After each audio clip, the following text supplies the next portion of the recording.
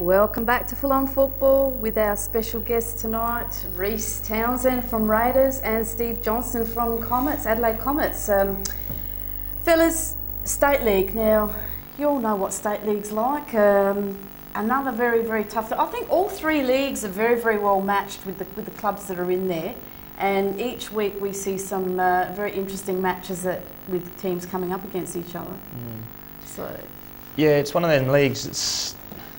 There's usually sort of a few clubs that sort of falter down towards the bottom, and then there's you got 3 or 4 strong clubs. But it's the same. It's one of them leagues that you're playing in it, and you think you're coming up against an easy game, and you go out there with a bit of the wrong attitude. You soon find yourself in a defeat. So yeah, definitely. Well, we did see one of those, which we'll see in the results later on. One of those that you probably would have predicted the other team would have won, but didn't happen that way.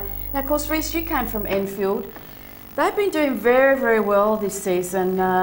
Really strong, the guys that they've got there. But I have to say, Peter Wayne has just been absolutely brilliant this season. Yeah, Wayne, he always puts in training on the pitch. I went out and watched the second half of this game, and Peter Wayne was there bustling and doing what he does, chasing players down. And from what I saw, well-deserved victory for Enfield, and hopefully they come back up. So how did Seaford play against them? Because I thought this was going to be a really interesting match. I thought it might have been a draw because both teams have been playing very well. Both teams have got very experienced players within the squad.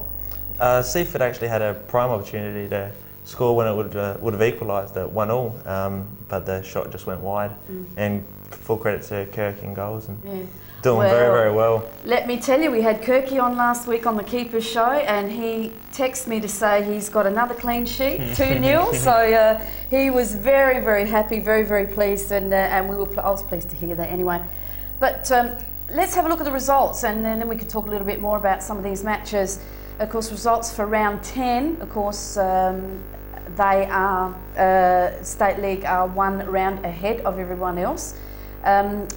We had Gawler 1, Playford City 4. You'd be happy with that, Rhys, your old club. Rochelle scoring for Gawler, and Pullen scoring a double for Playford. He's been in the books lately. Nichols and also Bice there. Western District Toros 3, West Adelaide 6. So 9 goals being scored at a match. Pretty good stuff. Tack Marcus scoring all 3 for Toros. So good stuff for Tate Marcus there to be able to go there, and also for West Adelaide, another player getting a hat-trick, Kersios. So you don't quite often see that, 2 players on opposite sides getting a hat-trick. And Gianmarelos scoring, Spatharos and Yanni Saris also getting on the scoreboard there for West Adelaide. The Cove 0, Northern Demons 1, with Michael Edwards scoring that goal for Northern Demons. So the Cove are slipping a little bit now, slipping in form. They started their season very, very strong, and not being able to get a few wins lately, so they're going to have to pick themselves up from that. This result here was interesting. Port Pirie City 2, NAB 1. De Joya scoring and Offiero scoring for Port Pirie. And Frasina, nice to see that Raf's got a goal there, which I asked him that he hadn't scored lately, so it was good to see him get a goal. And of course, Enfield City 2, Seaford Rangers 0, with Waller and Peter Wayne. There's that name, Peter Wayne, scoring for Enfield City. Of course, Noarlunga had the bye. Port Pirie City 2, NAB 1. Very surprising result, I guess. But Port Pirie at home, I mean, they're fighting. Really, this is their last season before they merge with the Northern Demons. So they've got nothing to lose, have they?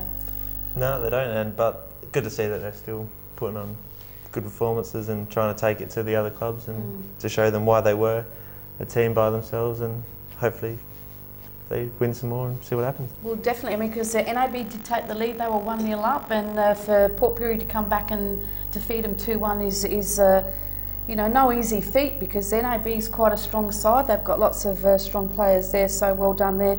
And as I said, the Cove would be wanting to get a few wins, get themselves together, reorganise, regroup, and start getting back on their winning ways. So be interesting to see what happens there with their next lot of matches. Let's have a look at the table for the State League after round 10, with a bit of movement going on here, but Enfield City still up on top.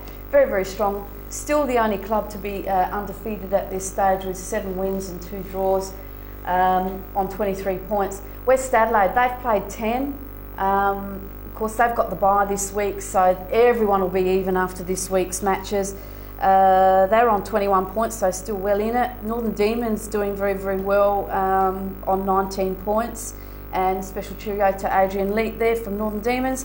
Playford on 17 and Seaford and NAB on 15. And basically, that's the first half of the table. And then you've got the bottom half. Noarlunga have moved up quite nicely because, you know, they were towards the bottom of the table. So they've moved up to 11 points. Although they didn't have a match, so they still stayed where they were.